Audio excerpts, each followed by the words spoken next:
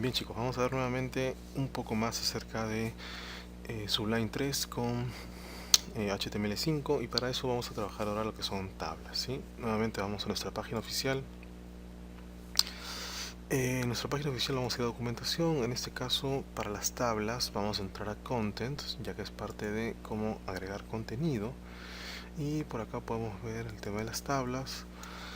Básicamente pues el tema de tabla es el mismo que se trabaja en HTML, es decir, etiqueta table, pero se agrega una clase table que a diferencia de Bootstrap 3 ahora se agrega directamente sobre la tabla. Antes había que agregarla sobre el div y era un poquito más complicado o confuso el tema. Ahora es mucho más sencillo de trabajar.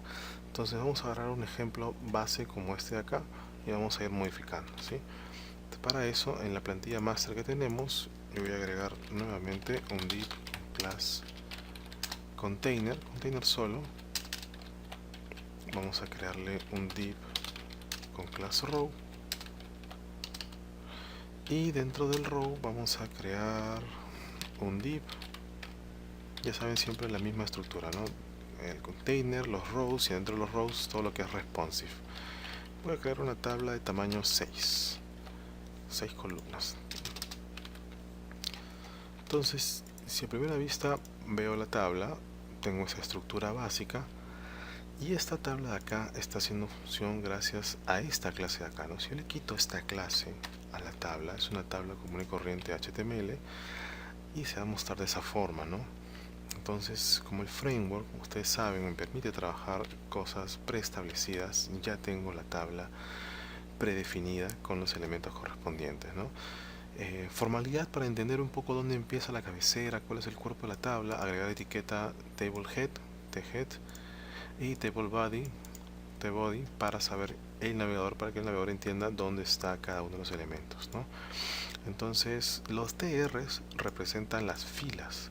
Por ejemplo, todo esto es una fila que tiene un Michi, First, Last y Handle. Si vamos acá, déjame actualizar, ahí está, ¿no?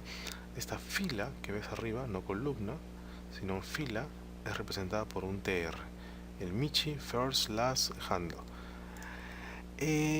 Una vez que termina la fila, va a arrancar otra fila más y así. Dependiendo de cuántas filas quieres que tenga tu tabla, va a ser la cantidad de TRs correspondientes. Ahora, dentro de los TRs van a haber TDs o THs, dependiendo si es una celda normal o si es una cabecera, ¿no? Esto viene de heading. La diferencia es que los THs van a aparecer en negritas, como estos de acá, y los TDs no. Es un poco para dar la jerarquía del caso, ¿no? Entonces, por ejemplo, acá como es una cabecera, estos van con TH, que son negritas, y estos van en TDs, que son los textos normales. A pesar de que el código, y es una de las cosas que más confunde a veces, a pesar de que el código se crea de arriba hacia abajo, esto en realidad es representado de manera horizontal, ¿no? No es creado de manera literal como está el código, sino es representado de manera literal, o perdón, es representado de manera horizontal más no vertical. Entonces mucho cuidado con eso porque esa es la primera confusión que tenemos, ¿no? Uno puede pensar que la tabla se va a crear así, hacia abajo. En realidad, como estás viendo acá, se crea de manera horizontal. Entonces pasemos a estilizar un poco la tabla.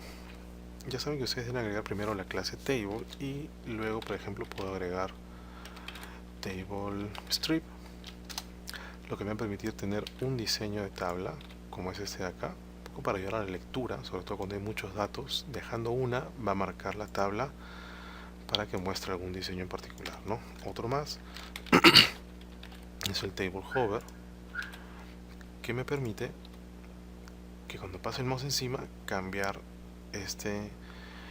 resaltar, ¿no? La fila que estoy tocando. Obviamente ese color gris se puede cambiar en caso se requiera para un tema de resaltado de marca y lo vamos a ver después cuando veamos estilos. ¿Qué más? Por ejemplo, table bordered. Voy a dar una tabla completa con borde completo y yo puedo hacer pues una combinación de ellos, ¿no? Por ejemplo, puedo poner table bordered con table table hover, por ejemplo. Y ahí está, ¿no? Entonces un poco eso va a definir lo que yo quiera de la tabla.